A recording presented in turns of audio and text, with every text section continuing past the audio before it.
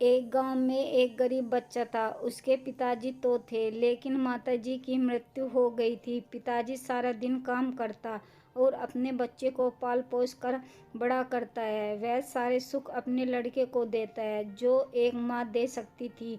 उस पिता ने कभी कुछ नहीं मांगा, सिर्फ इतना ही मांगा कि मेरे लड़के को कोई परेशानी न हो।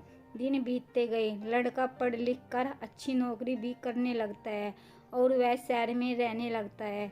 कुछ दिन बाद वह अपने पिताजी के पास आता है और कहता है, पिताजी, मुझे कुछ पैसों की ज़रूरत है।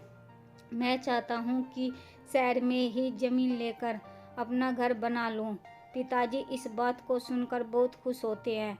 सोचते हैं कि मेरा लड़का एक न एक दिन नाम करेगा। जिंदगी भर की बचाई हुई पूंजी को निकालकर अपने लड़के को दे देता है। लड़का शहर चला जाता है और उन पैसों से अपना घर बना लेता है। पिता इधर इंतजार करता रहता है कि मेरा लड़का फिर से आएगा, एक ना एक दिन तो मेरे पास आएगा ही। जाएगा कहाँ? उसके पास अब कोई नहीं जाता था, क्योंकि न ही अब उस पिता के पास पैसे थे और न ही रहने की जगह थी। कुछ दिन बाद लड़का फिर लौट कर आता है और अपने पिताजी से कहता है, पिताजी, अब आप दादाजी बनने वाले हैं। पिताजी को बहुत खुशी होती है इस बात को सुनकर।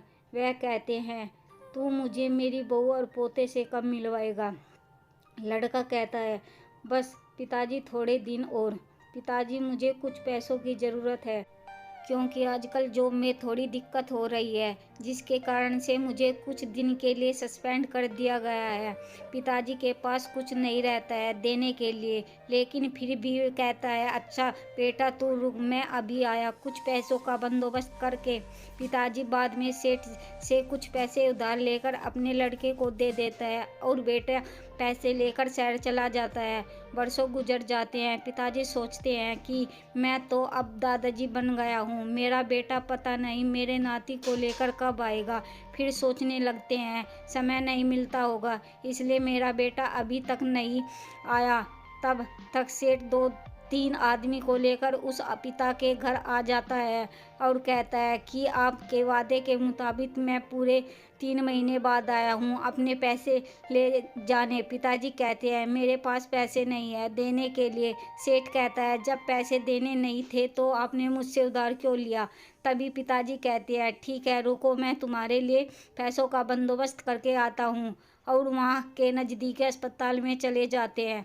वहाँ जाकर अपना ब्लड डोनेट करते हैं और अपनी एक किडनी बेच देते हैं और उस सेठ का कर्ज चुका देते हैं। किडनी बेचने के बाद उसकी स्थिति और भी खराब हो जाती है और वह उस हालत में भी जी रहे होते हैं कि मेरा बेटा एक दिन आएगा ज़रूर। इस आस में जीते जीते एक दिन पिता की मृत्यु हो जाती है, परंतु उस लड़के को अपने पिता को आग देने भी नसीब नहीं हुआ। कहानी सुनने के लिए धन्यवाद। चैनल को लाइक करो, सब्सक्राइब करो।